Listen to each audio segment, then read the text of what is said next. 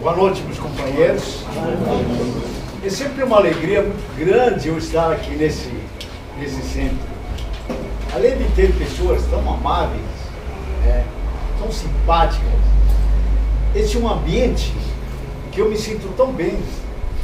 Então, as vibrações que aqui reinam realmente são muito boas.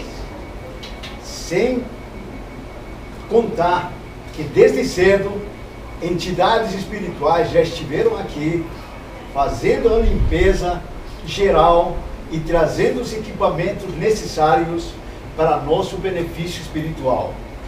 Muitas operações, muitas cirurgias são realizadas durante uma palestra espírita. Então você pode imaginar, que nesse ambiente, enquanto estivermos encarnados, mas está aqui cheio de desencarnados que também vêm escutar a palavra, independente daquela falange de espíritos que traz os benefícios a cada um de nós. Bem, o tema de hoje é mensagem cristã. Eu fiquei até muito feliz por trazer uma mensagem dessas, principalmente quando inicia esse ano de 2016, com tanto sacrifício e tantos problemas que nós temos. Mas sempre nós devemos colocar a esperança na frente. Então, iniciando sempre por Deus, nosso Pai, que é a inteligência suprema e causa primária de todas as coisas. Livro dos Espíritos, primeira pergunta, número 1. Tá? Então, ele incumbiu o nosso Mestre Jesus há 4,5 bilhões de anos atrás para poder presidir o deslocamento da massa solar e permitir a origem do nosso planeta, a Terra. Então imagina um trabalho maravilhoso desses. Vamos dizer assim, então foram lançados as balizas do tempo e do espaço, o nosso sistema cosmogônico. Evidentemente, nós criaturas estamos limitados nas nossas percepções e não podemos diferenciar, nem podemos ver o trabalho co-criador das inteligências gloriosas que manipulam o plasma divino que tudo contém para poder permitir ter novos planetas para a nossa vivência, não só nossa, em todos os espíritos. Então, essa é o primeiro projeto que houve do nosso Pai, presidido por nosso Mestre Jesus. E a segunda foi quando ele veio pessoalmente trazendo a palavra da Boa Nova. Porque até lá o mundo era um rebanho de ovelhas desgarradas, cada povo fazendo uma religião, um centro de vaidades, e que todas elas, a maioria delas, iam caminhando, entendeu? Vamos dizer, pela falência, não só de sentimentos, mas principalmente de moralidade. Então trouxe Jesus uma mensagem boa, de evangelho, mostrando que nós somos filhos do mesmo Pai. A única paternidade legítima é Deus, nosso Pai. E que todos nós somos irmãos. Ninguém precisa ter medo, nem ser temente a Deus, porque Deus é um Pai. E ainda mais, todos nós fomos criados para sermos felizes, para sermos lucigênitos, nós vamos para a luz. E ainda mais, nos criaram para ser gregários. É uma particularidade, uma característica muito grande que o ser humano tem. Porque sozinho ele não consegue evoluir espiritualmente. É por isso que o foco da família é mais importante. Evidentemente, nessas oportunidades que nós temos de reencarnar, como o caso aqui na Terra, nós já vemos também como projeto escolhido por nós. Cada um de nós já esteve no departamento da reencarnação, no mundo espiritual, sabendo todas essas posições de reencarnação que nós temos, trazendo um pacote completo. A sogra o sogro, os cunhados, os irmãos, os amigos, tudo. É um pacote completo.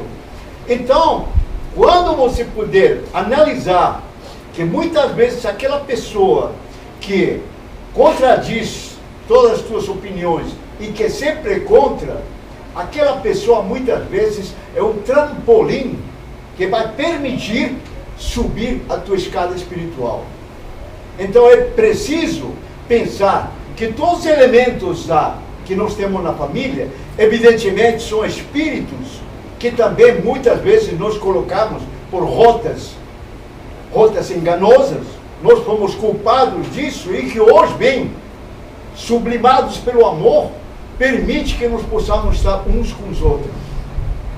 Agora pensa você, e quando desencarnar? Você sabe que nós treinamos desencarnar todos os dias.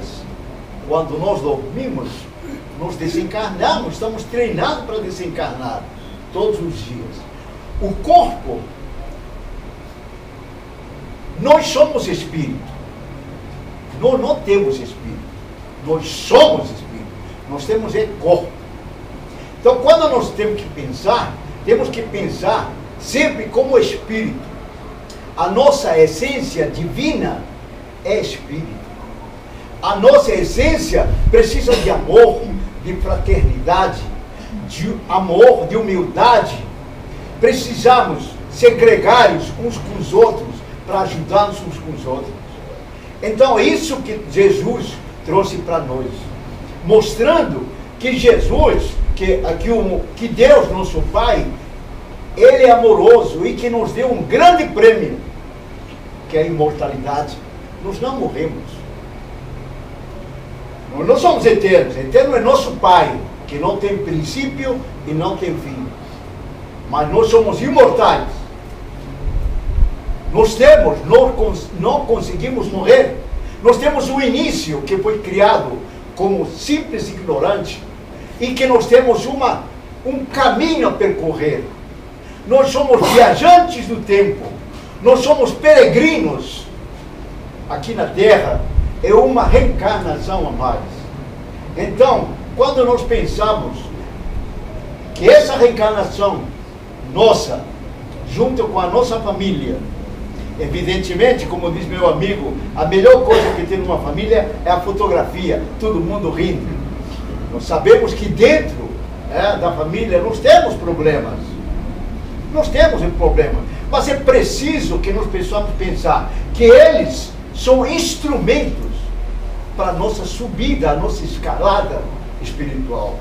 Por isso que é importante pensar, por que ele é contra todos os meus princípios, contra minhas ideias. Ele não quer o mal para você. Você precisa se conciliar com essa pessoa agora. Porque já pensou você desencarnar? Você não beijou a esposa, se aborreceu com a esposa, ou com os inimigos, fez um inimigo do lado, ou não cumprimenta mais seus cunhados, seus irmãos, tudo aquilo. Então é preciso que nós possamos pensar que cada dia um motivo de subir nessa escalada espiritual. Então olha só, a palavra do Evangelho, como diz, é límpida e cristalina, revela-se livre de fórmulas e misticismo, dão a gosto de muitas interpretações religiosas, cristãs ou não cristãs, e por tocar diretamente o coração, incentiva o espírito a medir as consequências nocivas dos próprios pensamentos e atos. Em suma, a Boa Nova nos ensina que é essencial ao cristão, para que ele possa ser feliz e consiga progredir sem cessar, ensina a amar a Deus acima de todas as coisas e ao próximo como a si mesmo. Olha só, se a gente começar a pensar desde o Antigo Testamento, nós temos o Torá dos judeus da Palestina, através do autor Moisés. São 5 livros do Torá, e que todo judeu desde pequeno aprendia. Era o Êxodo, a Gênesis, o Número, Levítico, Deuteronômio. Eles aprendiam isso desde pequenos. E sabiam também que amar a Deus sobre todas as coisas está em Deuteronômio. E amar ao próximo está em Levítico. Só que Jesus, todas essas fórmulas, todas as leis de todo desse Pentateuco que existe, do Torá, e mais dos profetas, ele resumiu em duas: amar a Deus sobre todas as coisas e ao próximo como a si mesmo. Então essa que é a grande fórmula para poder progredir. Ele viu que tudo é mais simples. Deus está do nosso lado. Jesus é nosso irmão. Não podemos olhar ele como um homem crucificado, mas sim um homem que está do nosso lado, que está sempre a nosso auxílio, sem contar os amigos espirituais que estão sempre do nosso lado. Evidentemente nós, devido à grosseria dos nossos sentimentos, nós formamos uma parede, um isolante, e não conseguimos pegar, né? Não conseguimos absorver as vibrações que vêm do alto. Mas quando nós começamos a pensar o trabalho próximo, amar, ser paciente, humilde, essas vibrações vêm normalmente. Por isso que Jesus falou: procurar o reino de Deus, e as outras virão naturalmente. Evidentemente, Jesus não escreveu nada, sem dúvida, mas nós temos 4 evangelistas importantes, que 2 que conheceram ao Mestre Jesus e 2 que não conheciam, né? Isso nós sabemos, né? Todos eles, né? Então, esses evangelistas nós sabemos ainda que depois de 60 anos, depois da crucificação de Jesus, Marcos fez o primeiro evangelho. Depois dele, 15 anos depois, foram 2 outros evangelistas, Mateus e Lucas. Lucas, um grande médico, formado em uma das melhores escolas da Alexandria. E aliás, eu, pessoalmente, eu gosto muito de ler o Evangelho de Lucas. Tem um som poético muito bonito. E, por último, foi quase 95 anos depois da crucificação do nosso Mestre Jesus, João foi o último que deu o Evangelho. Agora, evidentemente, como se formou o Evangelho, muita coisa foi escondida, muita coisa foi queimada, muita coisa foi mal interpretada.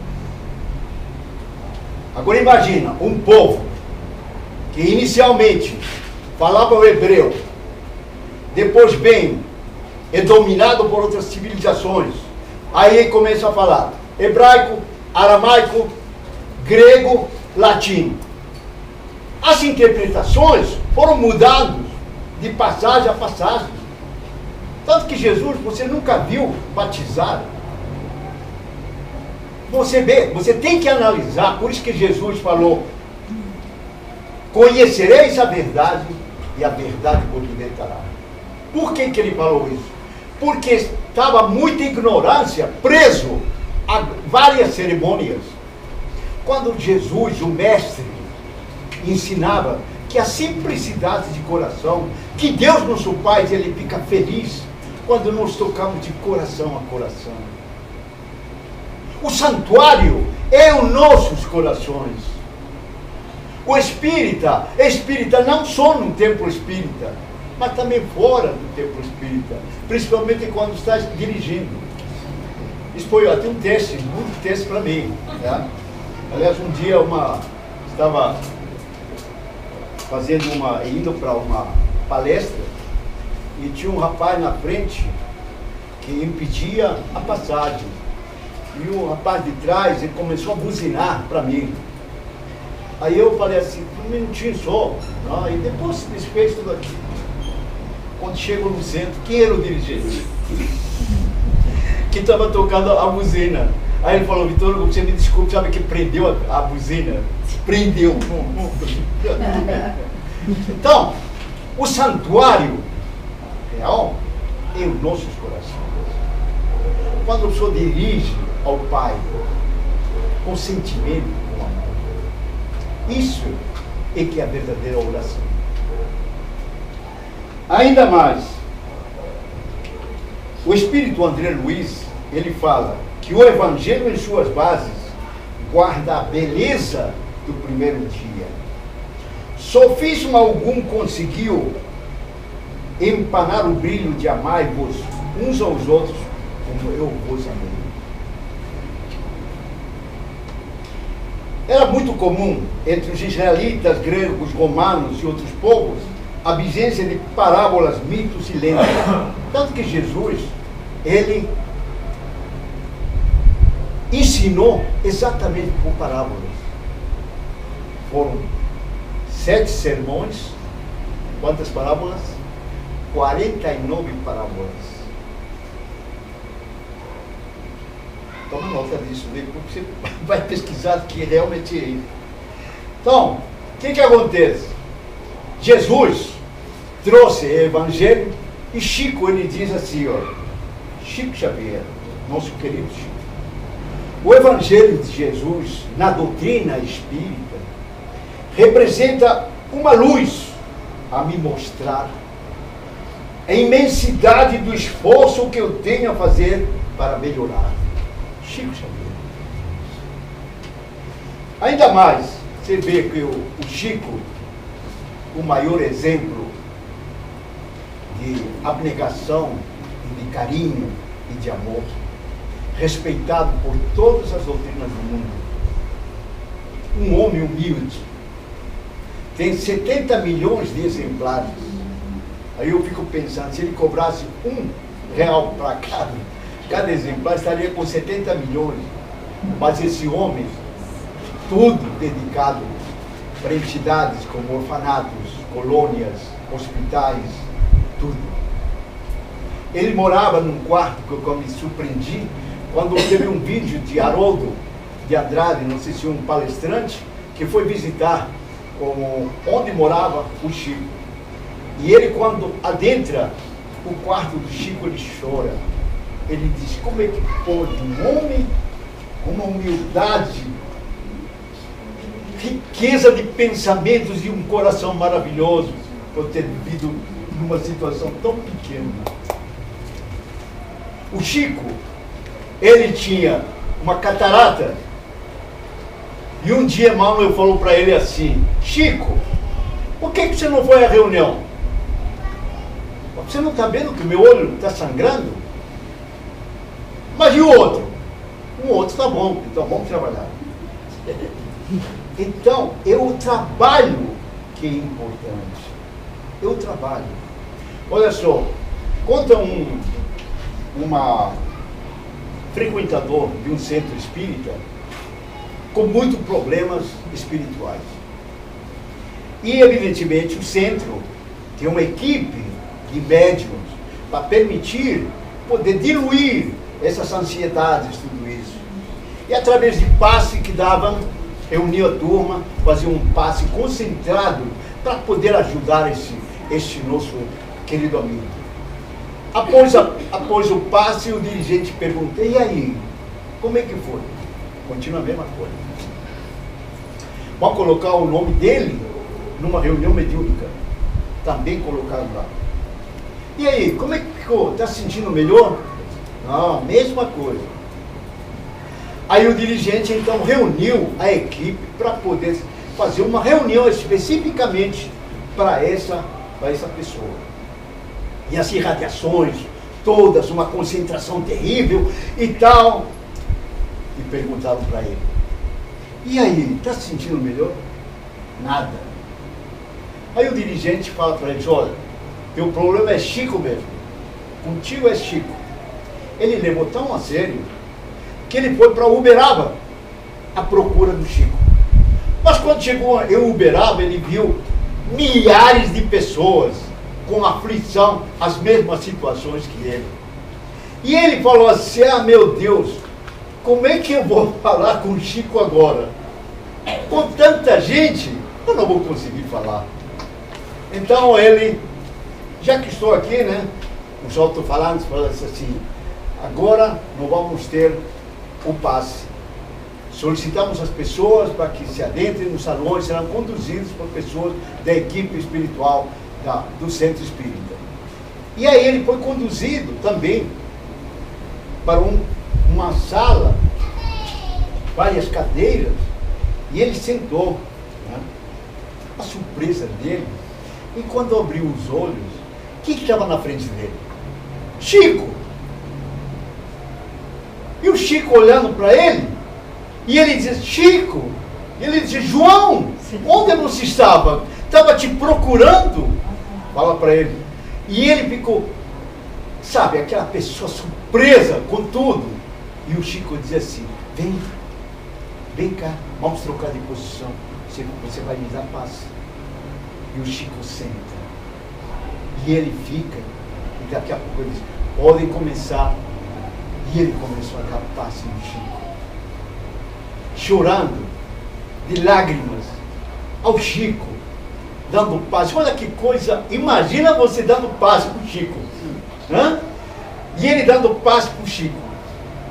O Chico depois ele sai e comenta com as pessoas, olha, estava com uma dor de cabeça enorme. Mas graças ao passe de João, olha, melhorei muito. Para que ele falou isso? Fez uma fila enorme para todo mundo tomar passe com João. Foi até a madrugada ele dando passe. Por que Chico fez isso?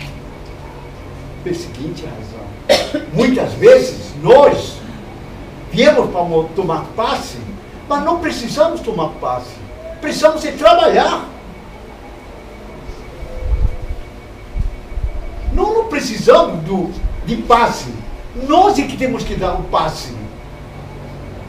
Então, quando você faz o trabalho, essa vitalidade aumenta em você. Eu conheço vários casos de pessoas que estavam até com problemas de paralisia, com tudo isso, e quando começaram a trabalhar um bem comum para as criaturas que têm menos poder aquisitivo, eles esqueceram da sua própria doença e se dedicaram às pessoas. Quando viram depois, as pessoas estavam curadas. Então Chico quis encontro das duas, dar o nosso referencial do ponto onde nós estamos. Então nós vamos fazer a mesma coisa. Vamos fazer onde que está, como é que está indo o nosso desenvolvimento espiritual. Cada um de nós. Então, na horizontal, você coloca tudo que você recebeu de Deus, nosso Pai. Né? Família, saúde, o carro, casa, tudo, os divertimentos, coisa linda, tudo aquilo. Aqui. E na parte vertical, você coloca o que você faz pelos outros. Você vai ver o referencial. Algumas vezes é negativo. Né? Então nós vamos ver exatamente a nossa posição. O que nós estamos fazendo da nossa vida? Está em nossas mãos. Muitas vezes diz, não temos tempo. Tem tempo sim, dá tempo a tudo.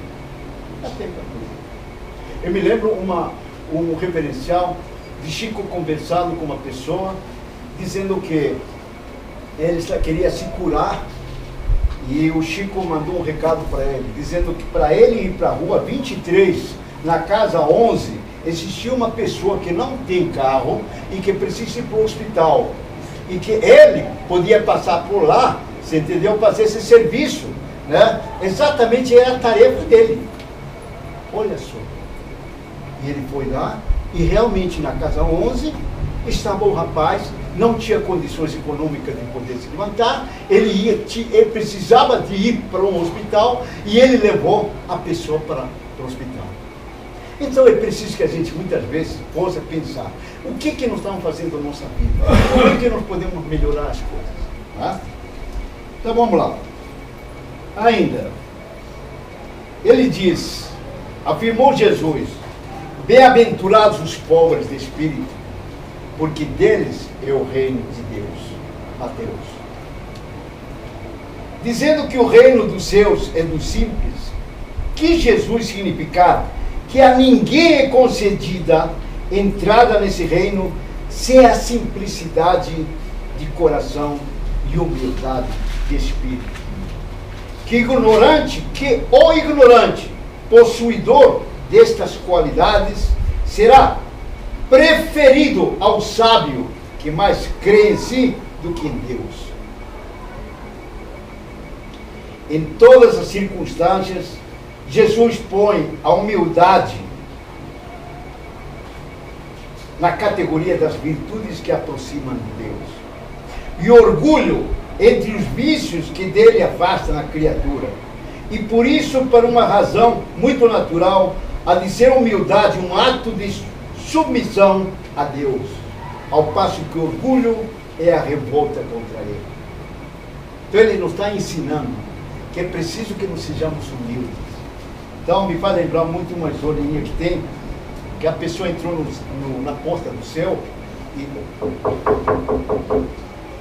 do outro lado falou, quem é ele? Aqui é Antônio Vasquez de não sei o que, da Bragança de não sei o que, Duque de não sei o que, Duque aqui. Não tem ninguém, não pode abrir o portão. Você não é a porta do céu? Aí ele voltou. Outro dia. Quem é? Aqui é o Duque Antônio Marquês de Holanda, não sei o que. Não tem lugar aqui para o senhor.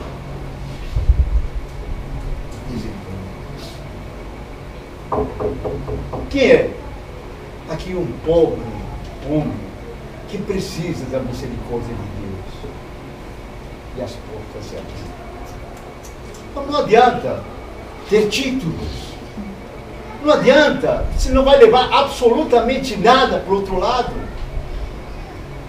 O teu carro que ninguém gosta, todo mundo está brilhando, não vai levar.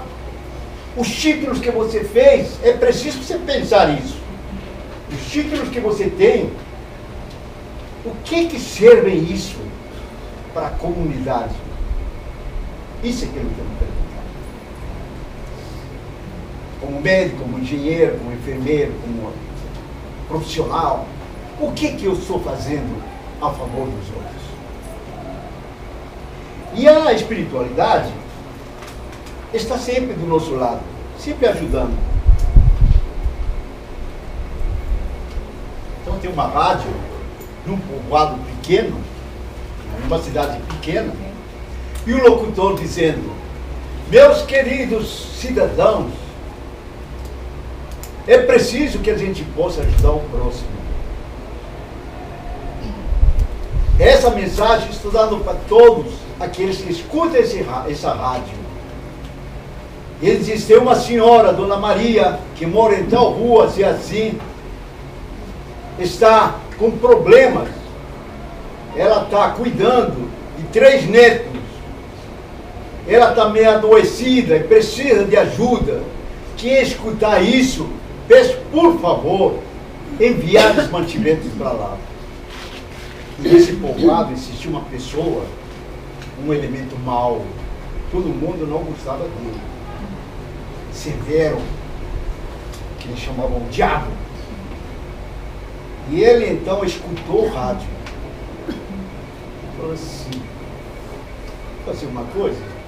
Chamou 2 assessores dele. Falei, vamos comprar tudo que precisar para essa Dona Maria. Toma nota aí, porque tomou nota. Leite, macarrão, tudo, uma bolsa de alimento, levou. Aí ele falou assim, olha, quando vocês se entreguem nisso, vocês perguntam. E quando ela pergunta, quem foi que entregou isso? Vocês falam assim, foi o diabo. E eu quero ver a cara dela. Aí então, os assessores compraram tudo, levaram. Aqui, Dona Maria, disse, é aqui, meu filho, aqui pode entrar. Coitado, não morava lá no fundo. As crianças, tudo aquilo. Aí ele, coloca aqui, meu filho. Aí colocou lá tudo. Aí falou assim, olha, muito obrigado. muito caro. Aí os assessores ficaram se olhando, um no outro. Disse, a senhora não vai perguntar quem foi que deu esse matrimônio, não? E ela fala assim, meu filho, não precisa. Porque quando Deus manda, até o diabo obedece. Então, acontece.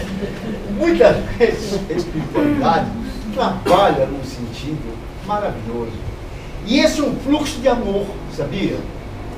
O fluxo de amor vem da espiritualidade superior e cada um de nós é instrumento para poder permitir fluir essas energias. Quando você se depara com uma pessoa que está precisando de comida, alguma coisa, e dentro de você sensibiliza e diz, olha, eu vou dar um sanduíche para esse rapaz. E quando você entrega isso, você está dando sequência a esse fluxo de amor. Não vai fazer colocar numa poça, não para o fluxo, por favor. Porque você para como se fosse uma poça d'água. E lá fica, não dá sequência. Então nós, cada um de nós, é preciso entender que cada um de nós é instrumento de um projeto muito maior de espiritualidade. Cada um de nós foi criado particularmente com umas características únicas. Por isso que os unibitelinos não são iguais. Por isso que as nossas impressões digitais são diferentes. Cada um de nós é uma obra-prima. Não existe um modelo lá, vamos colocar do Vitor Hugo, fazer 1000 espíritos igualzinho a ele. Não. Todos nós somos diferentes. E todos não estamos por acaso aqui. Nós viemos aqui exatamente para poder fazer parte desse grande projeto. Então é preciso despertar, gente. Vamos despertar. E para despertar é preciso ter movimentação. Nós somos energia. Joana de Ângeles, ela fala que a criatura humana é o conjunto de energias harmônicas e que se entrelaçam permanentemente. Os nossos centros de força são verdadeiras usinas que através dos plexos chega para o nosso corpo. A maioria das nossas doenças são psicossomáticas. Eles começam na alma, pelo desequilíbrio nosso. Uma pessoa, um médico me dizia que ele gostaria de fazer uma cirurgia, mas quando a pessoa está tranquila e contando feliz. Mas se a pessoa está tensa, ele adia a cirurgia. Porque quando ele fala para mim assim, Turu, existe uma grande diferença. Quando a pessoa entra e diz, doutor, sou doente. E outro quando fala assim, doutor, estou doente. Diferente. Sou doente? Você não está dando possibilidade nenhuma de cura. Você está te autoeliminando. Quando diz estou doente, é passageiro. Então por isso é que você tem que dizer para você, eu sou forte, eu sou bonito, eu vou para frente. Então essa é que a força que nós temos que ter. E para isso que Deus nos criou. Para sermos forças, para poder contribuir com essa energia que vem do alto. Jesus diz, amar os inimigos e orar pelos que te perseguem e caluniam. Não é mera virtude, senão princípio científico de libertação do ser, do progresso da alma, da amplitude espiritual, no pensamento que reside as coisas. E ainda mais, Não existe para nós idade para aprender. Você sabia disso? Quando nós nascemos, nós levamos a nossa massa encefálica mais ou menos umas 500 gramas. E nós temos 100 bilhões de neurônios. Nascemos. Quando estamos adultos, quando somos adultos, quando nós somos adultos, a nossa massa encefálica multiplica por 3. Passa 1.500 gramas. E os neurônios? Fala para mim. Continuam 100 bilhões. Então isso significa que nós desenvolvemos a nossa inteligência através das sinapses. Essas relações que tem de neurônio a neurônio. Então quando eu vi uma senhora com 80 anos passar na faculdade de medicina, junto com o neto, perguntaram para ela, mas por que a senhora está com 80 anos vai fazer medicina? Será que é possível? Claro que é possível. Não tem esse tempo, não, meu tempo já passou, agora eu não posso mais aprender. Não, ao contrário. Olha o Alzheimer. Alzheimer é exatamente não treinamento dos nossos neurônios. Precisamos multiplicar as nossas sinapses. Então, não existe idade. Nós podemos fazer permanentemente. Vai até 9 horas? É até 9 horas. Tá. Passa rápido. Então, para poder acabar, uma das coisas que, por alguns meses, eu acompanhei a novela Além do Tempo. E eu fiquei surpreso, muito feliz, porque no final da novela tem uma mensagem do nosso querido Chico. Aliás, a Elizabeth, que é a autora da novela, Elizabeth Jean, durante a novela, ela teve que fazer uma cirurgia na cabeça. Sabia disso? E ainda mais, a Bianca, lembra? Bianca Flora Diegues, ela teve um aneurisma. Por isso que não apareceu no final da novela. E como homenagem ao trabalho dela, no último capítulo aparece ela sorrindo para todo mundo. Evidente, sem contar que a interpretação dos atores foi maravilhosa, principalmente a Irene Habashi como Vitória, foi uma coisa maravilhosa. Então, também fiquei apaixonado por duas coisas. Aliás, por muitas coisas. Pelas músicas que tocava, né? Tocando em frente, uma música que eu toco todo sábado com os moradores de rua lá na UNA. Eles adoram essa música. Então eu toco para eles, tocando em frente. Uma coisa maravilhosa. E ainda mais, foi um setor poético, quando ele toca também a música de Cartola, Rosas, né? E também Eu Sei Que Vou Te Amar. Olha que coisa linda quando você faz essas interpretações todas. E finalmente, o Chico, falando na voz dele no final da novela, ele diz assim: então é possível que tenhamos raiva ou que tenhamos ódio. É possível. Sim, temos direito para isso. Porque o ódio que sentirmos ou a cólera que alimentemos recai sempre sobre nós. No sentido de doença, de abatimento ou de aflição.